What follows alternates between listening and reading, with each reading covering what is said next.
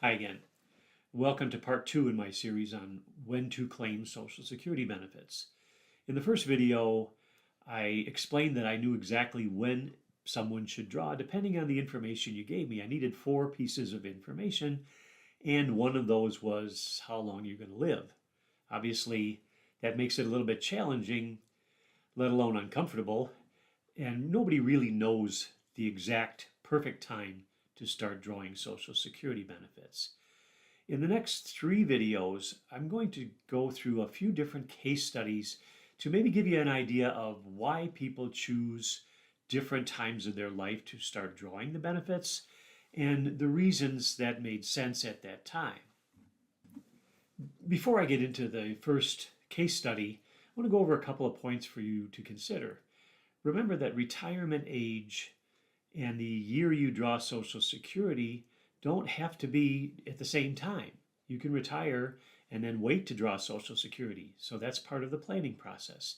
And two, remember that the Social Security Administration, when they're calculating your benefit, if you draw at 62, they estimate how long you're going to live. If you draw at 67, they're estimating your life expectancy then too. If you look at the formula, the dollars actually to life expectancy come out very similar. That's why if you start several years early, you're going to get paid less. But at life expectancy at that point, it's similar to if you were to wait later, draw more, and still live to maybe 84, 85, or 86. So if you have longevity in your family and you do live past that life expectancy age, it can make a big difference.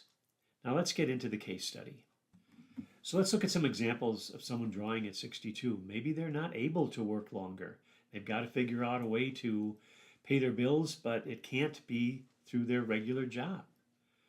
Maybe they don't need much income. They're very frugal. Their budget is pretty minimal, and they just don't want to be working anymore. Others may have plenty of income, and Social Security isn't a big deal, but it's kind of a nice thing to have, so they decided to turn it on early.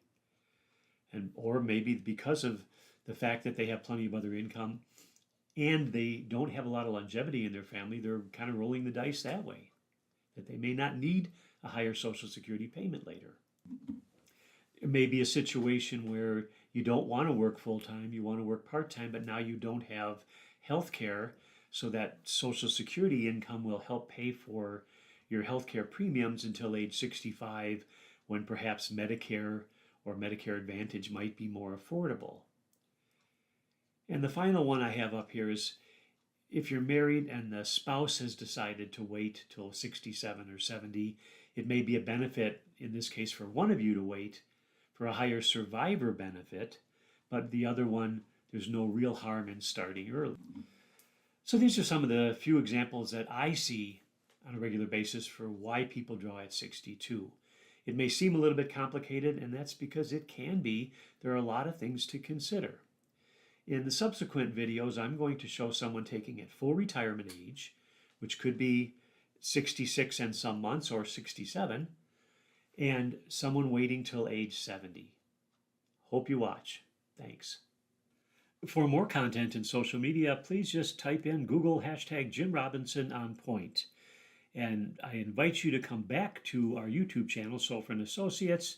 There's a lot of content on investing, retirement, Social Security, and investor behavior. And hope you return for part 3 in this series on when to take Social Security benefits. See you soon.